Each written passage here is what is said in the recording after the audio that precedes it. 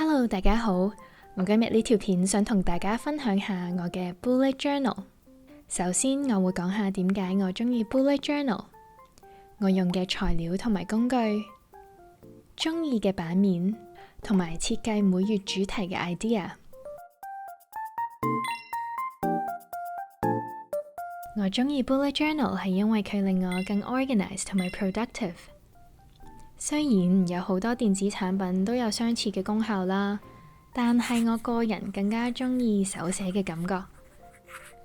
畢竟我哋而家成日用電話啊、電腦啊，其實比較少機會真係攞起支筆去寫嘢。第二個中意嘅原因係因為 Bullet Journal 可以根據自己嘅需要而去設計 layout， 例如時間表啊、to-do list、目標、tracker 都可以 customize， 有一種幫自己度身訂造嘅感覺。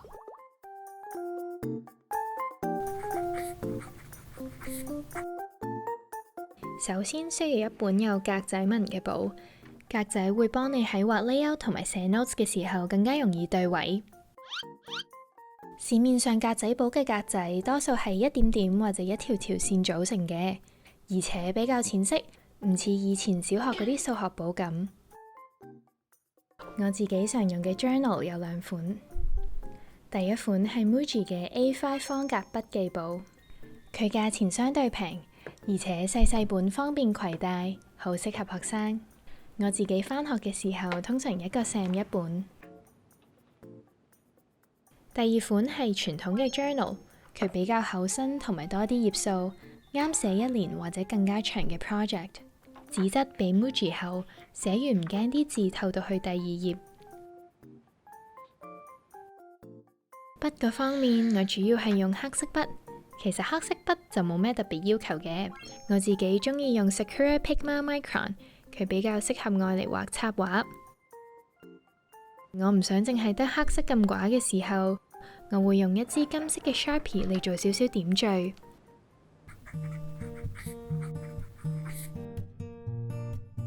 如果你喺 IG 或者 Pinterest 揾 Bullet Journal， 會見到好多唔同類型嘅 spread。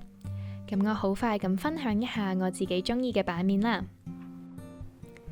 第一個係 Semester Layout， 佢令我可以好清楚咁睇到我嗰個 Sem 嘅 assignment、考試或者一啲重要嘅 event。呢個版面有 Big Picture 嘅功效，令我對嗰個 Sem 會發生嘅事一目了然。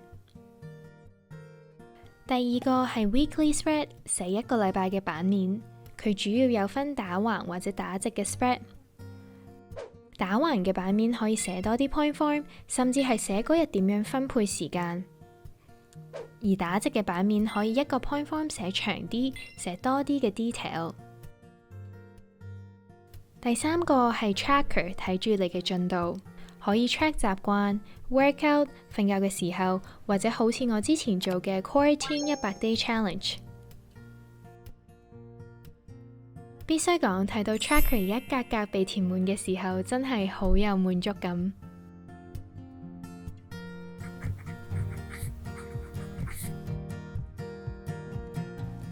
通常我自己呢就中意每個月有唔同嘅 theme， 但係其實諗畫咩主題呢都幾花時間下㗎，所以今日就想同大家分享下我以前畫過嘅主題，希望俾到啲靈感你哋啦。我有唔少主題都係圍繞住食物嘅。呢個主題我畫咗 macaron， 嗰陣時係2月，我想整啲關於情人節嘅主題，但係又唔想畫心心啊、朱古力啊，所以就畫咗 macaron 啦。macaron 對我嚟講係一個好甜同埋好浪漫嘅食物。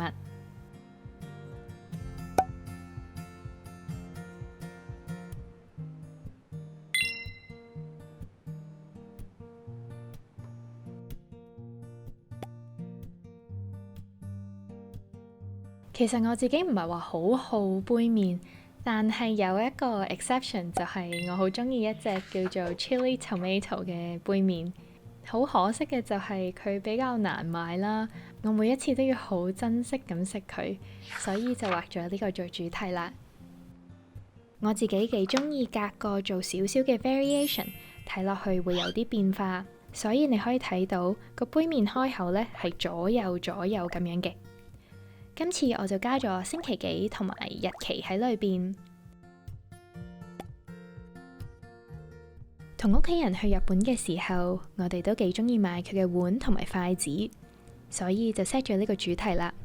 都係一樣啦，唔想睇落去咁悶，所以筷子就做咗左右左右嘅變化，而每個碗嘅 pattern 都有少少唔同嘅。今次亦都加咗少少金色做點綴。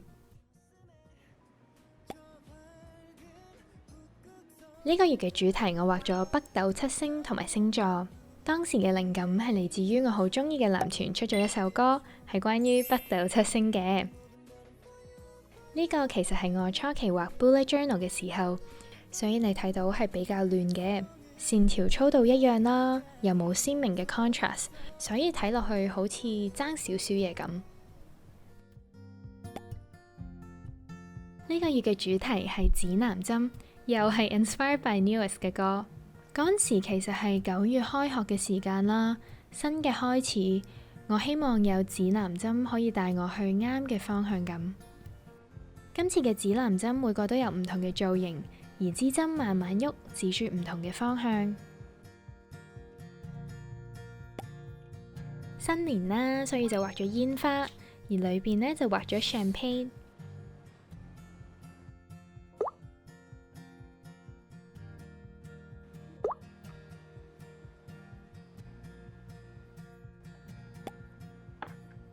我自己本身好中意鹿呢個動物，唔知點解我覺得佢俾我一種好可靠、好有靈性嘅感覺，所以嗰陣時就用咗佢成為我1月嘅主題。